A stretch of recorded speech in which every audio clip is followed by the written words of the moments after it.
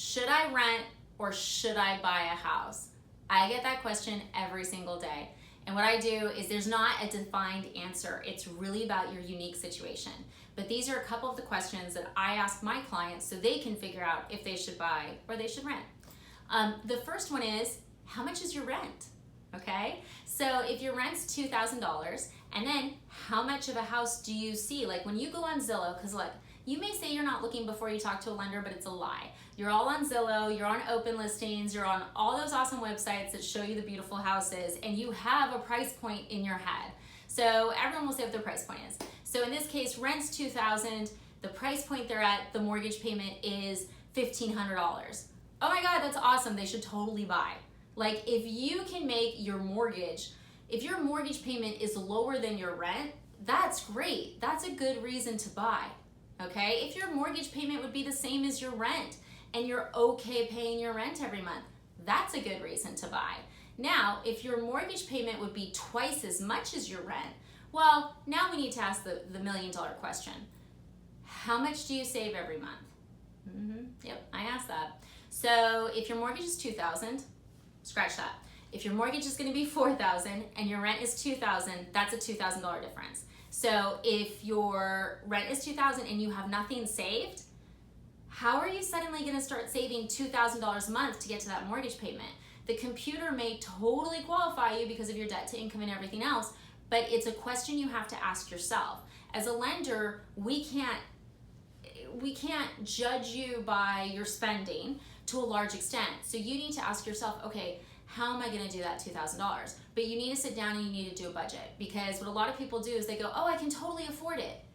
Well, I mean, based on your bank statements, you can't, because you've never actually made a payment of that size and you spend all of your money every month. So what are you going to cut so that you can suddenly make that $4,000 a month payment? Now, if your rent's $2,000 and you're saving $3,000 a month, great, that $4,000 mortgage payment won't be a problem.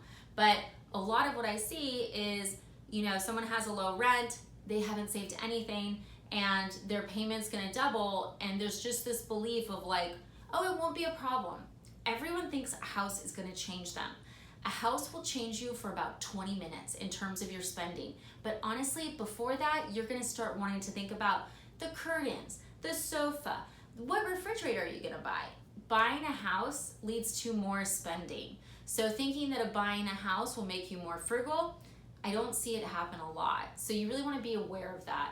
And one thing that I suggest to clients is I say, hey, look, you know, while you're looking and we're figuring out your down payment and everything else, why don't you start saving that difference every month?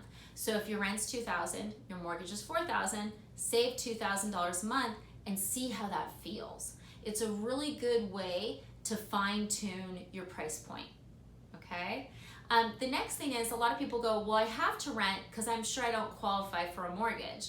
You would be so surprised. A lot of people think you have to put down 20%. You don't.